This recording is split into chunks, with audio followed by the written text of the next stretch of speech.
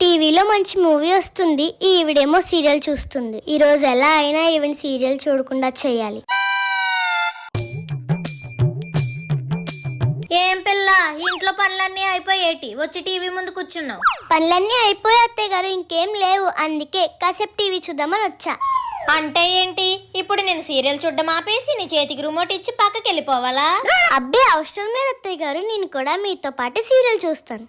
నువ్వు సీరియల్ చూడవు కదమ్మా, ఎప్పుడు చూడడం అలవాటు చేసుకున్నావు? ఇప్పుడు మీరు చూస్తున్న సీరియల్లో కోడలు అత్తతో ఎలా పనులు చేపించుకుంటుందో, ఎలా అదుపులో పెట్టుకుంటుందో చూపిస్తున్నారంట. మా ఫ్రెండ్ కాల్ చేసి చెప్పింది. నాకు కూడా ఉపయోగపడతాయని చూస్తున్నా.